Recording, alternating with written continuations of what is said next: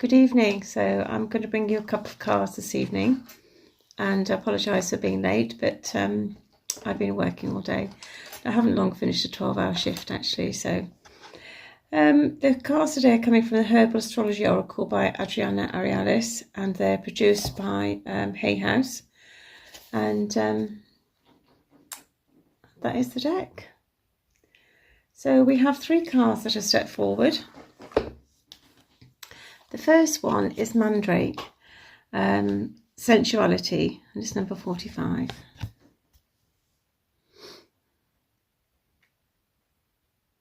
Light's going to be different with these because there's not much daylight left actually.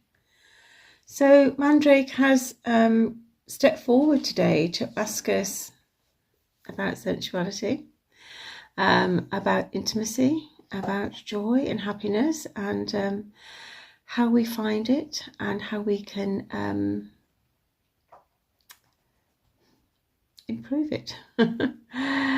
So sensuality is, how do you see things? How do you become intimate, not only with a personal partner, but how do you become intimate with yourself, with your work, with your passion?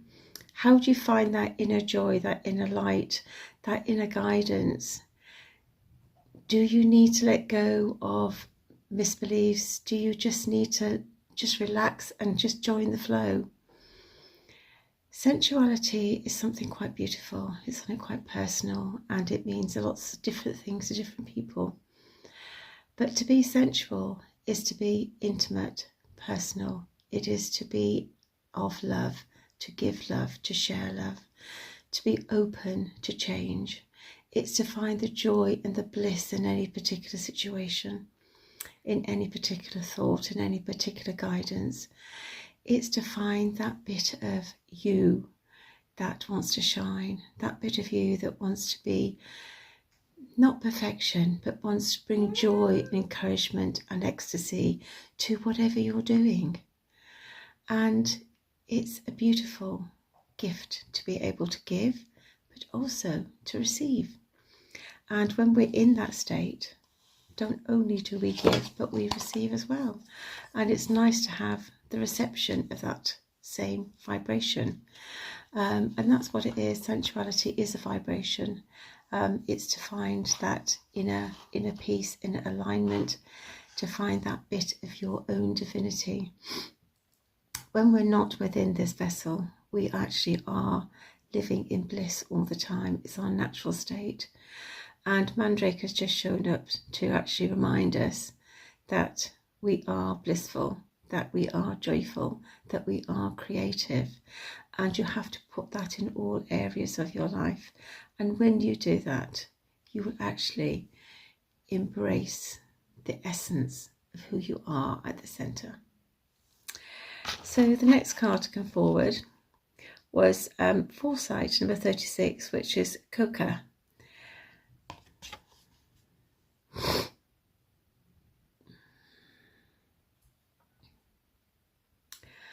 And if we could have foresight about certain situations, certain interactions, certain events that are going to take place, then everything would be very different. We would live our life very differently.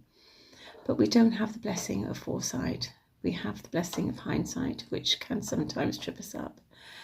But foresight is to look forward and try and envisage what is going to happen. So when you take a certain action, when you say a certain word or a phrase, when you face a certain situation, how will that unfold?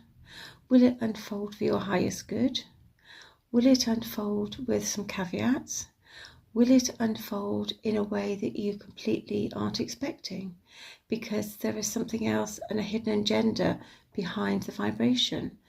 So foresight is having the ability to look forward and see what is coming, and to prepare yourself and move things out of the way. So move your energy, move your belief systems, so you can adapt and therefore embrace the foresight in its fullness and in its beauty and in its presence, by actually aligning with what you want.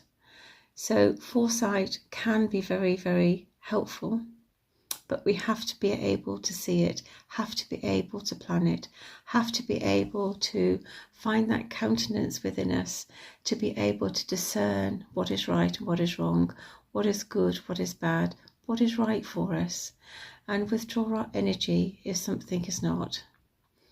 So foresight is here to try and say to you that yes, everything is in change, everything is in flux, but at the end of the day, if you look to something and if you have that vision and you can see beyond the presence of the moment that you're physically in, to see what you're calling in and see how it is coming and how it's manifesting, or how a certain situation or event or a conversation is going to play out, then yes, we can hold ourselves accountable because we know what is coming, and therefore we have to change our energy, we have to change the way we do things. It may be actually that the foresight is bringing exactly what you want, and there is nothing but blessings on the horizon. But you know, there's an old saying, forewarned is forearmed or something.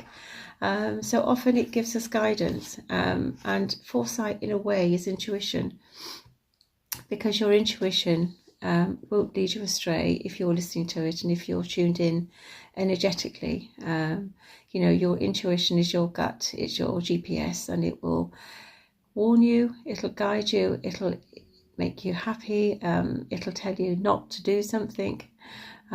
It's just something that we all have built in, and that is part of foresight. But foresight also is recognizing that we are who we are and we can change, and it gives us the ability to be able to change before that situation or that event happens. So listen to your intuition, listen to that foresight, look and see what is going to happen, look at the bigger picture from a higher perspective. And the last card today is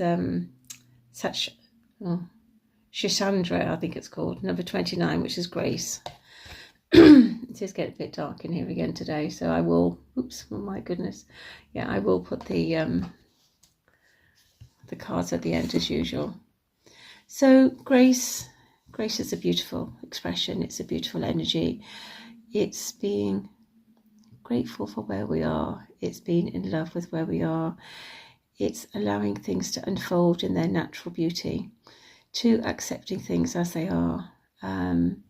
To be graceful is to be loving, to be graceful is to be compassionate and understanding, but not to be trodden on, not to be ignored, not to be gaslighted, I suppose, is for want of a better word.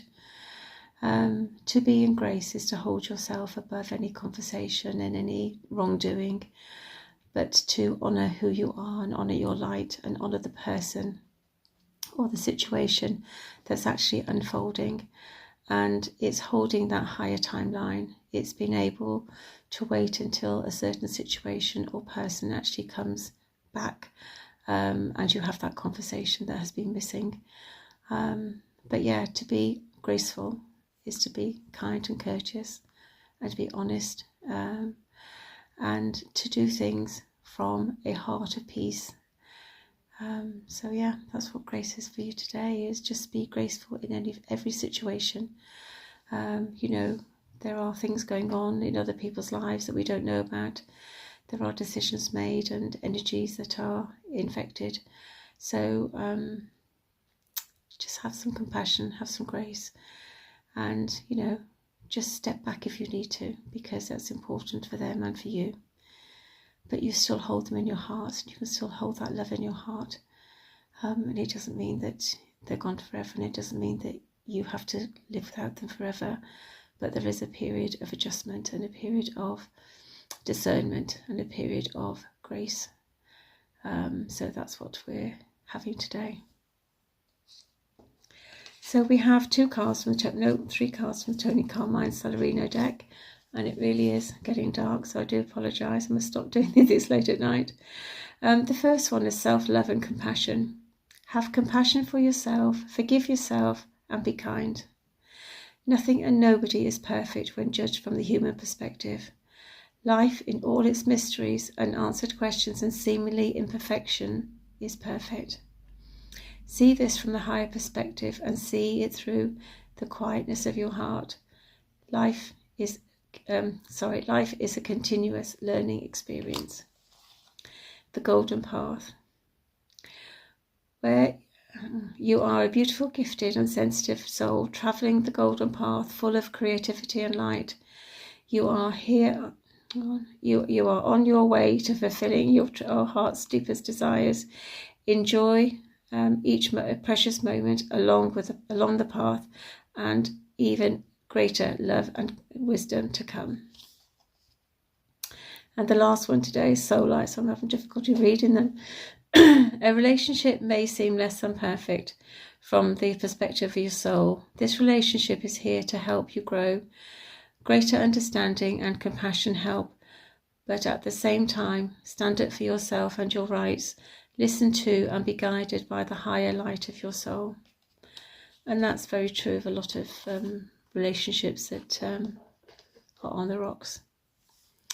So wherever this finds you, whenever you come across it, there'll be something here for you, whether it's consciously or subconsciously, or just to enjoy me sitting in the dark. From my heart to your heart on this beautiful, although it's been a damp day today here in Warwickshire. So good morning, good evening, good night, good afternoon, wherever you are, whatever you're doing. I send you love, I send you blessings. I hold you gently, and I hope your heart is full of joy for all those around you. Until we meet again. Namaste.